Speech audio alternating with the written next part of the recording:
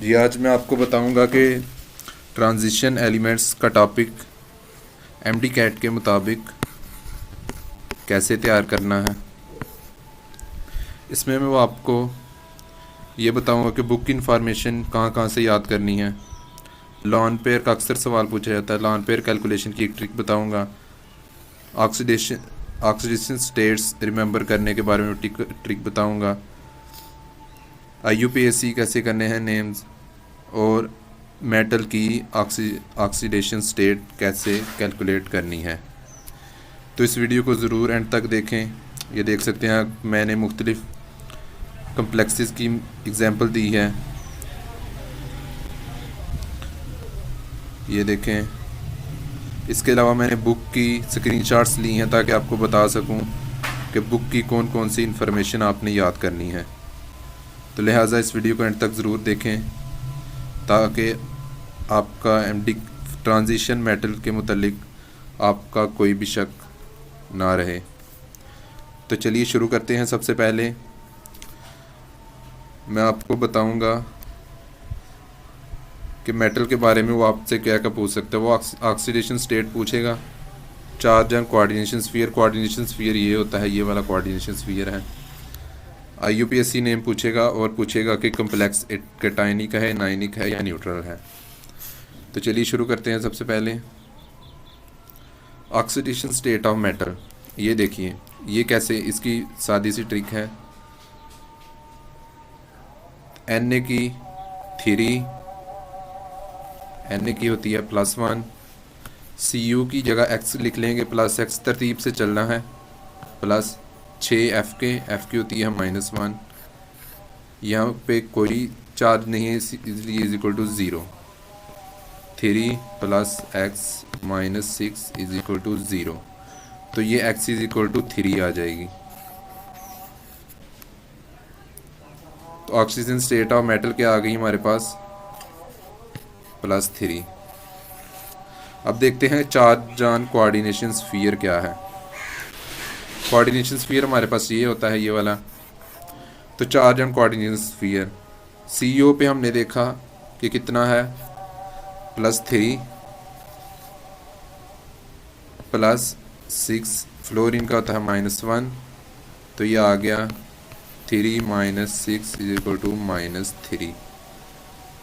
तो ये coordination sphere पे -3 चार्ज है। तो अब देखेंगे कि इसका नाम क्या होगा। तो आगे देखते हैं इसका IUPAC नेम क्या होगा। तो इसको याद रखने के लिए आपको सबसे पहले यहाँ से शुरू करेंगे, कम्प्लेक्स के ये ब्रैकेट से भी पीछे शुरू करेंगे। यहाँ पे क्या है, सोडियम। तो सोडियम यहाँ पे लिखा, सोडियम। फिर कम्प्लेक्स की तरफ आएंगे, इसमें एनाइन का नाम पहले लिखते हैं, एनाइन का नाम पहले, सोडियम हेक्साफ्लोरो।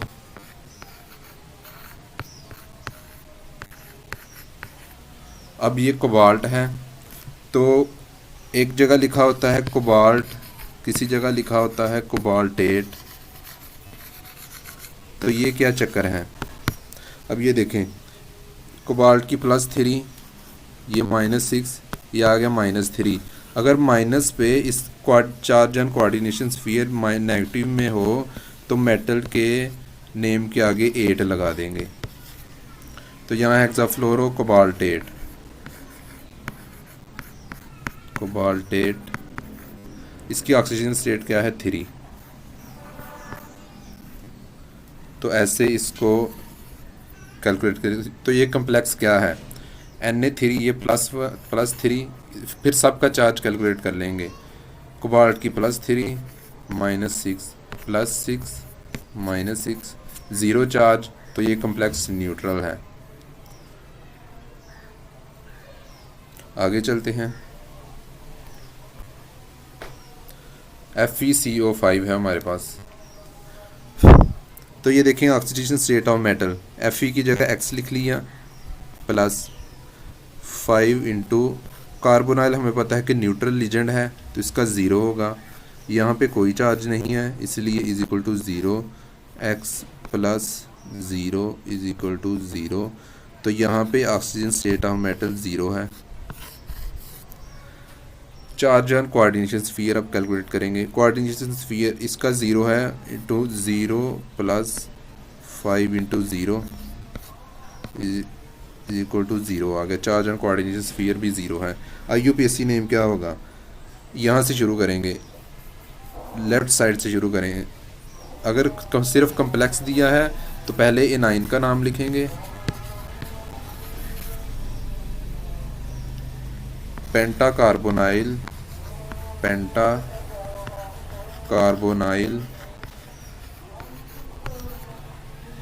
आयरन। इसका ऑक्सीजन स्टेट कोई नहीं है, इसलिए ऑक्सीजन स्टेट लिखने की ज़रूरत नहीं है, या ज़ीरो, आयरन ज़ीरो। तो इसका कोऑर्डिनेशन स्फीयर पे अब इसका देखना है कि ये कम्प्लेक्स एनाइनिक है, न्यूट्रल है या कैटाइनिक है। Fe की जगह Fe का ऑक्सीजन से ज़ीरो प्लस 5 इंटू ज़ीरो, तो ये ज़ीरो आ गया। इसका मतलब ये कम्प्लेक्स न्यूट्रल है। अगली एग्जांपल की तरफ चलते हैं, उससे आपको और अच्छी तरह समझ आ जाएगी। CrOH3H2O3। सबसे पहले oxygen state of metal, Cr की फाइंड करनी है। Cr की X प्लस 3OH की -1 प्लस 3H2O की ज़ीरो। यहाँ पे कोई चार्ज नहीं है, C equal to zero. X minus 3 plus zero is equal to zero. तो ये हमारे पास आ जाएगा X is equal to plus 3। Oxygen state plus 3 है। अब चार्ज एंड कोऑर्डिनेशन स्फीयर, ये सारा कोऑर्डिनेशन स्फीयर है, इसमें से टोटल पे चार्ज कितना है वो देखेंगे। Cr पर प्लस 3 है ऑक्सीजन स्टेट, प्लस 3OH पे -1 प्लस 3H2O पे 0 प्लस 3 माइनस 3 प्लस 3, तो ये आ गया प्लस 3। कोऑर्डिनेशन स्फीयर पे चार्ज प्लस 3 है। अब IUPAC नेम की तरफ चलते हैं। सबसे पहले एनाइन का नाम, एनाइनिक लीजेंड, फिर उसके बाद कैटाइनिक, फिर उसके बाद न्यूट्रल। पहले एनाइनिक, उसके बाद कैटाइनिक या न्यूट्रल का लिखेंगे। Try hydroxy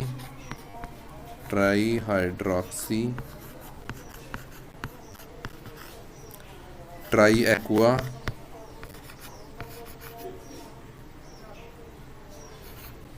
try aqua. अब क्रोमियम लिखेंगे या क्रोमेट?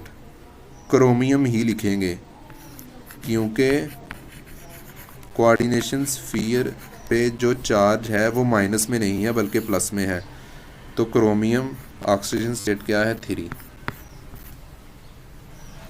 तो ये कम्प्लेक्स कौन सा है? अब इसको कैलकुलेट करेंगे। प्लस 3 माइनस 3 प्लस 0, तो ये कम्प्लेक्स है न्यूट्रल। अगले क्वेश्चन की तरफ चलते हैं। CONH3Cl3। अब ये देखें ऑक्सीजन स्टेट ऑफ मेटल कैसे कैलकुलेट। CO की जगह X प्लस, पहले इसको फिर इसको, प्लस 6 इंटू NH3 पे 0, NH3 न्यूट्रल है, फिर इसको plus 3 into -1 is equal to 0। X plus 0 minus 3 is equal to 0, तो ये X is equal to plus 3। इस पर ऑक्सीजन स्टेट ऑफ कोबाल्ट आ गया। चार्ज ऑन कोऑर्डिनेशन स्फीयर अब कैलकुलेट करेंगे। कोबाल्ट पे हमें पता है कि plus 3 plus 6 into 0। Coordination sphere बस यहीं तक है, ये कोऑर्डिनेशन स्फीयर है, इसको कैलकुलेट नहीं करेंगे। अब यही कोऑर्डिनेशन स्फीयर है, तो ये 3 प्लस 0, तो ये चार्ज ऑन कोऑर्डिनेट स्फीयर 3 आ गया, +3। अब इसका IUPAC नेम क्या होगा? सबसे पहले ब्रैकेट के इधर वाली साइड पे देखना है कि कोई एलिमेंट तो नहीं है। अब ये रह गया, इसमें से पहले एनायनिक तो नहीं है, केटाइनिक भी नहीं है, न्यूट्रल आ गया, न्यूट्रल का ही लिखेंगे। हेक्सामाइन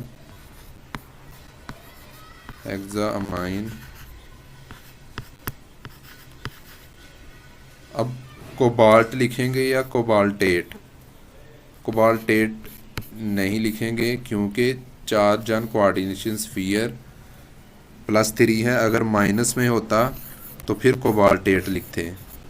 कोबाल्टेट नहीं लिखेंगे। हेक्सामाइन कोबाल्ट,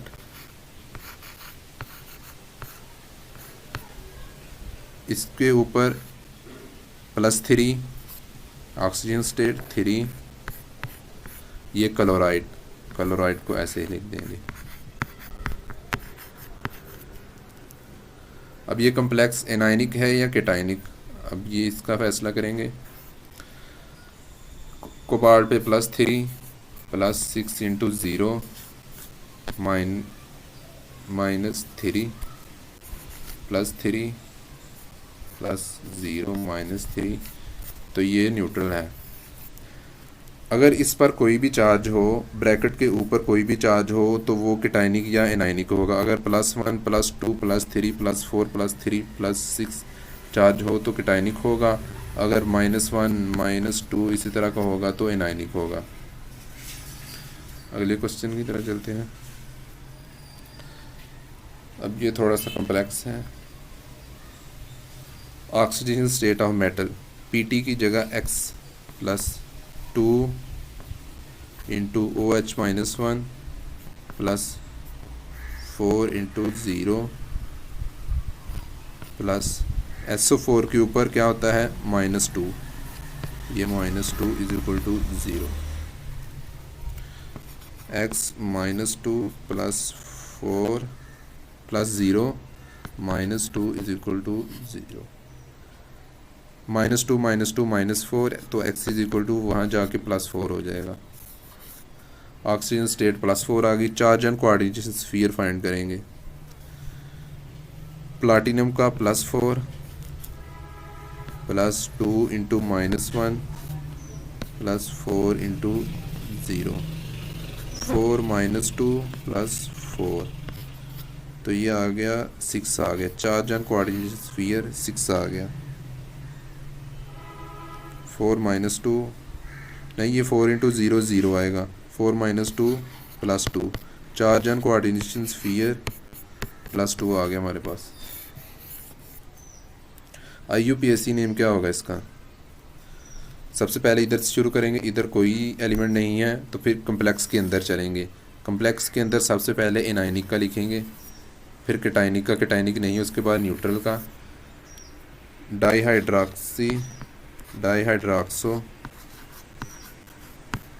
डाईहाइड्रॉक्सो टेट्रामाइन। अब प्लाटिनेट लिखेंगे या प्लाटिनम? 8 नहीं लिखेंगे क्योंकि चार्ज एंड कोऑर्डिनेशन स्फीयर +2 है। अगर माइनस में होता तो 8 लिखते हैं। टेट्रामाइन प्लाटिनम,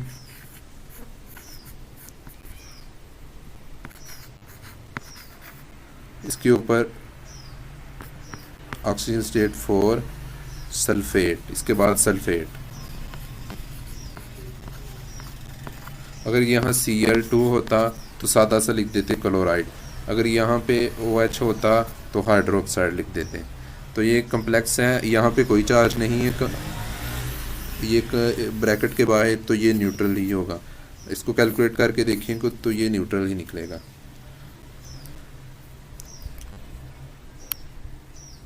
FeH2O6 है हमारे पास, तो ये क्या होगा? Oxygen state of metal, Fe की जगह X +6 × 0, तो ये प्लस आ गया ऊपर, तो +2 इसको ऐसे लिखेंगे। +0 = +2, तो ऑक्सीजन स्टेट क्या आ गई? +2। Charge and coordination sphere coordinate sphere ये है, चार्ज एंड कोऑर्डिनेट स्फीयर उसने पहले ही बता दिया, +2 है, कैलकुलेट कर लेते हैं। ये +2 Fe का ऑक्सीजन स्टेट +6 × 0, तो ये +2 आ गया। अब इसका IUPAC नेम क्या होगा? यहाँ पे कोई एलिमेंट नहीं है, फिर कम्प्लेक्स के अंदर चलेंगे। कम्प्लेक्स के अंदर सिर्फ एक ही लीजेंड है, वो भी न्यूट्रल, तो ये हेक्सा एक्वा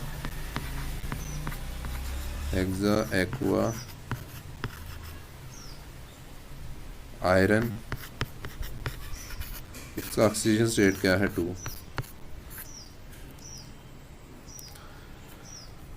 कम्प्लेक्स है, कम्प्लेक्स क्या है? कैटायनिक है, एनायनिक है या न्यूट्रल है? तो ये हमारे पास कैटायनिक कम्प्लेक्स है, क्योंकि ये चार्ज ही हमें बता रहा है कि ये कैटायनिक कम्प्लेक्स है। K2CuCN4 है हमारे पास। तो इसका ऑक्सीजन स्टेट ऑफ मेटल, सबसे पहले यहाँ से शुरू करेंगे, 2 × +1, लेफ़्ट से राइट की तरफ चलेंगे, कुछ भी कैलकुलेट करना है तो, +Cu की जगह x +4 × Cn पर -1 होता है = 0, चार्ज कोई नहीं है इसीलिए 0 लिखा, +2 + x -4 = 0, तो ये हमारे पास आ जाएगा +2 ऑक्सीजन स्टेट ऑफ मेटल आ जाएगी हमारे पास। Charge and coordinate sphere K2 की जगह +2 + Cu की +2 +4 × -1, तो ये आ जाएगा 4 - 4, चार्ज एंड कोऑर्डिनेट स्फीयर आ गया 0। IUPAC ने सबसे पहले यहाँ से लेफ़्ट से राइट की तरफ चलेंगे, कुछ भी करना है, इन तीनों में से कुछ भी चीज़ करनी है तो लेफ़्ट से राइट की तरफ चलेंगे। सबसे पहले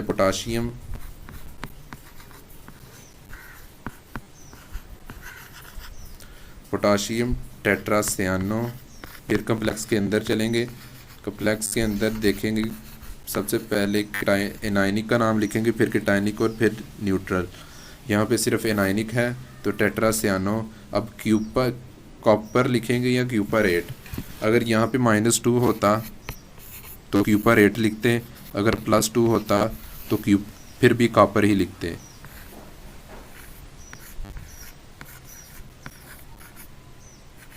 कॉपर, इसका ऑक्सीजन स्टेट 2। तो ये कम्प्लेक्स कैटायनिक, एनायनिक या न्यूट्रल, तो ये न्यूट्रल है क्योंकि इसके ऊपर कोई चार्ज नहीं है, इसके बाहर कोई चार्ज नहीं है। अगले क्वेश्चन की तरफ चलते हैं। अब आगे मैं आपको इन्फॉर्मेशन बताऊंगा कि बुक के अंदर से कौन सी लाइनें याद करनी है, कौन से पैराग्राफ से याद करनी है, ताकि आपका किप्स और स्टेप का पेपर आसानी से हल सके।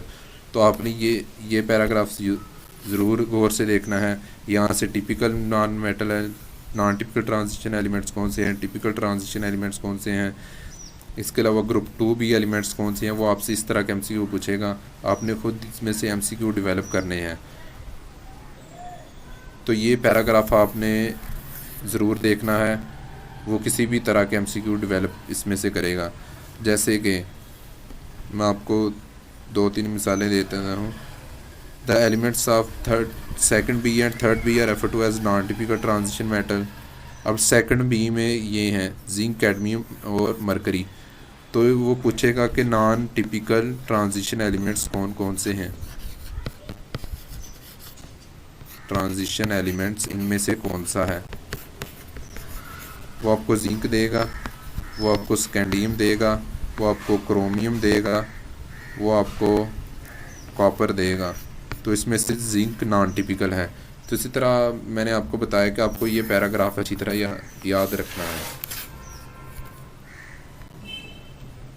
अगला जो टेबल है वो आपसे पीरियोडिक टेबल के बारे में पूछ लेगा। यहाँ से ये वाला ट्रांजिशन एलिमेंट्स का आपने अच्छी तरह याद करना है। ये देखें, थर्ड बी के एलिमेंट्स आपने 3D सीरीज़ को बस याद करना है, ये वाली 3D सीरीज़ को। ये नीचे, ये जो नीचे है वो हमारे सिलेबस में बिल्कुल नहीं है, 3D सीरीज़ ही हमारे सिलेबस में है। तो ये वाला जो है आपने इसको सिर्फ याद करना है।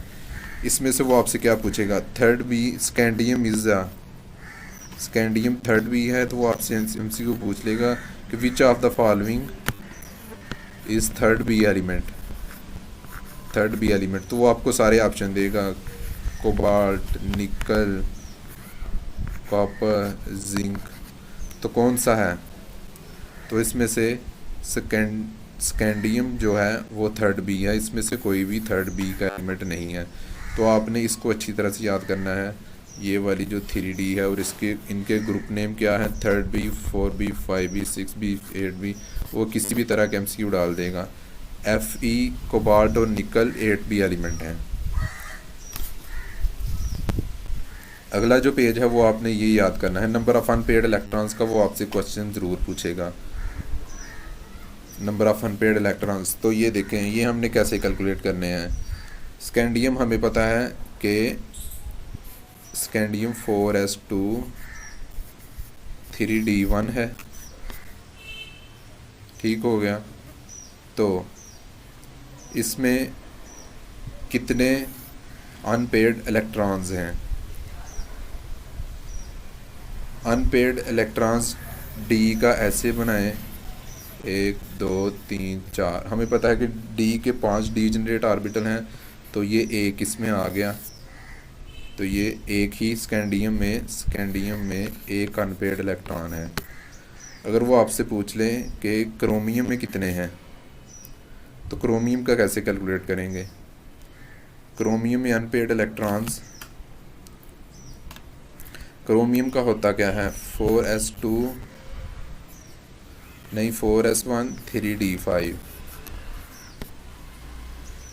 अब ये देखें, 10 में से 5 को माइनस कर दें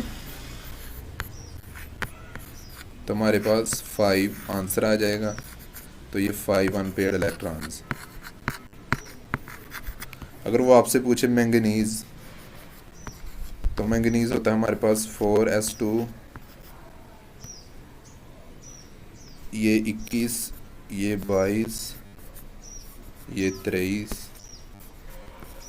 24, 25, 4s2 3d5, तो ये 5 हैं।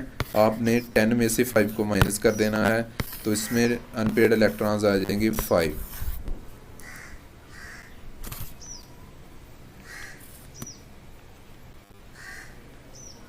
सॉरी,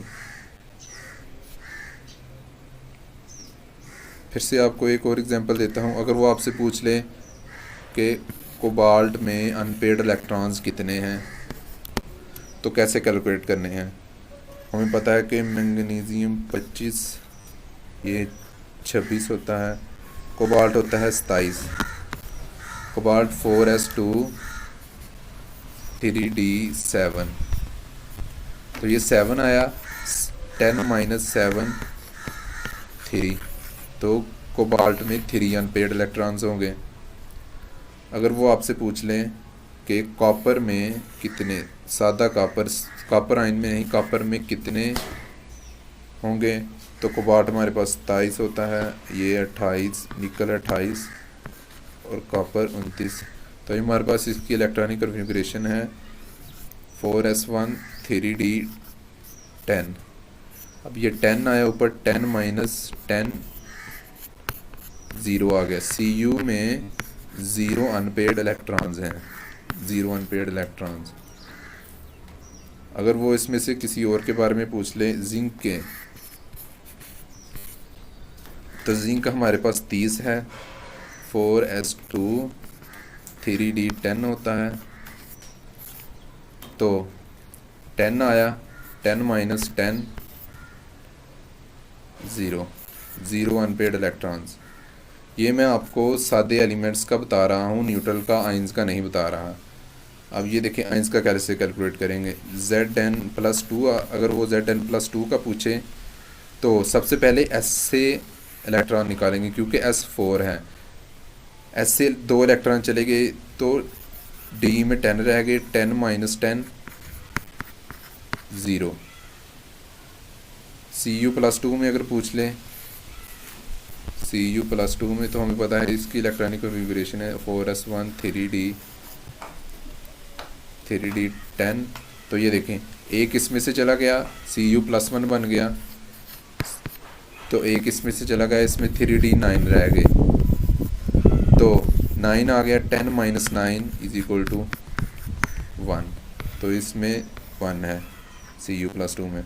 अगर वो आपको पूछ ले वेनेडियम +3 में कितने हैं, तो ये देखें हमें पता है कि वेनेडियम होता है 4s2 3D, ये 21 22 23, तो ये 3D3। वेनेडियम +3 बनाते वक्त 2 यहाँ से चले गए और 1 यहाँ से चला गया, तो 3D2 रह गया। अब 3D2 में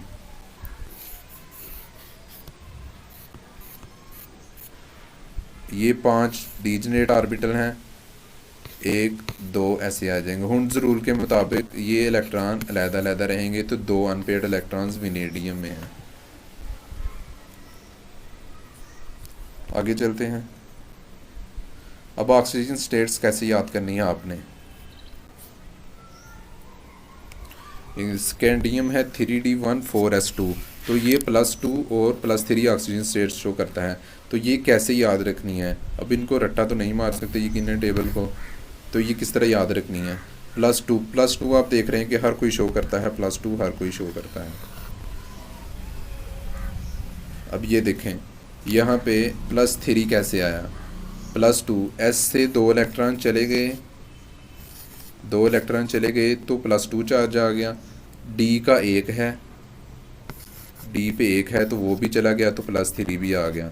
अब आगे इसमें से कोई इलेक्ट्रॉन रिमूव नहीं हो सकता, तो ये इसकी ऑक्सीजन 2 ही होगी। अब टाइटेनियम की देखें, टाइटेनियम की 2 हर कोई शो करेगा, 3 और 4 कैसे शो कर रहा है, D2 है, D में से 1 चला गया तो +3 आ गया, D में फिर 1 रह गया, 1 भी चला गया तो +4 आ गया।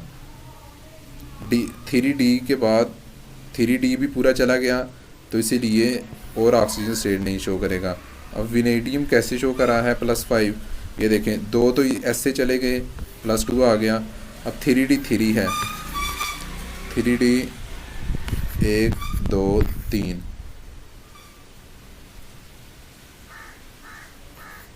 थ्री डी 3 1 2 3, इसके इलेक्ट्रॉन है, 1 गया तो +3 आ गया, दूसरा भी चला गया, नहीं +3 आ गया, 1 चला गया, दूसरा भी चला गया तो +4 आ गया, तीसरा भी चला गया तो +5 आ गया।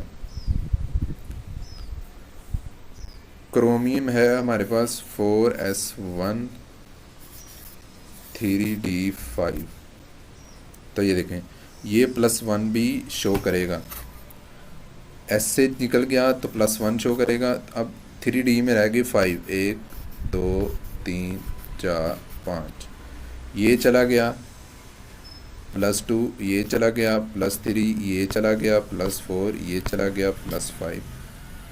इसी तरह मैंगनीज़ में देखेंगे आप, इस तरह सारे देख सकते हैं कि सारे इलेक्ट्रॉन रिमूव कर दें। अब आप याद रखें कि सिर्फ अनपेयर्ड इलेक्ट्रॉन्स ही रिमूव होंगे, पेयर्ड इलेक्ट्रॉन्स रिमूव नहीं होंगे। यहाँ पे जो अनपेयर्ड इलेक्ट्रॉन्स हैं वो डिक्रीज़ हो रहे हैं, मैंगनीज़ के बाद अनपेयर्ड इलेक्ट्रॉन्स डिक्रीज़ हो रहे हैं, तो लिहाजा जो पेयर्ड इलेक्ट्रॉन, फिर पेयर्ड इलेक्ट्रॉन्स ज़्यादा होना शुरू हो जाएंगे, नीचे जाते वक्त पेयर्ड इलेक्ट्रॉन्स ज़्यादा होना शुरू हो गए तो एक इलेक्ट्रॉन निकालना ज़्यादा मुश्किल हो जाएगा, इसीलिए 4s से ही बस जाएगा।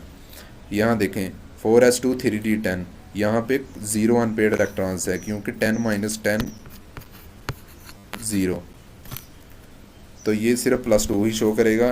D में से कोई भी इलेक्ट्रॉन रिमूव नहीं होगा क्योंकि वहाँ सारे पेयर्ड इलेक्ट्रॉन्स हैं। आपने कलर याद रखने हैं, कलर कौन से हैं, आपने ये पैरा अच्छी तरह याद करना है, ये वाली लाइन अच्छी तरह याद करनी है, वो आपसे इसमें से MCQ ज़रूर पूछेगा। ये इसकी छोटी सी टेक्निक है, विप गायर, अगर वो वायलेट अब्जॉर्ब करता है तो येलो रिफ्लेक्ट करेगा, उससे अपोजिट वाला रिफ्लेक्ट करेगा। अगर वो ब्लू अब्जॉर्ब करता है तो रेड मिट करेगा। ये देखिए यहाँ येलो उसने अब्जॉर्ब की, येलो अब्जॉर्ब की, तो क्या वो उसका रंग क्या हो गया, वायलेट, उसके अपोजिट वाली। ये मैं फिर से बना देता हूँ, ये देखिए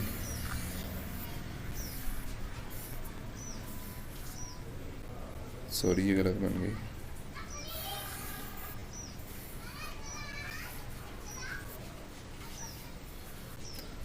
वीप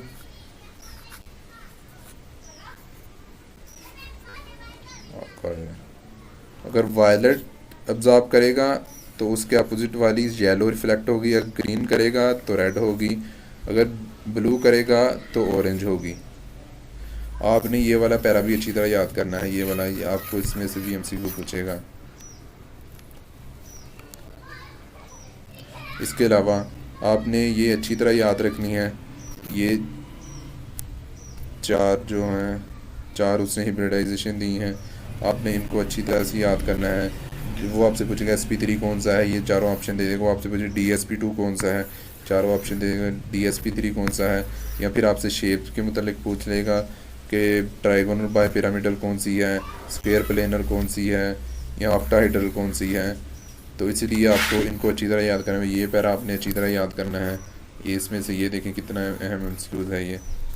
तो मैंने आपको ऑक्सीजन स्टेट और लॉन पेयर कैलकुलेशन की ट्रिक्स भी बता दी, और ये भी बता दिया कि बुक से कौन कौन सी इन्फॉर्मेशन याद करनी है, ताकि आपका किप्स और स्टेप का पेपर आसानी से हल हो सके।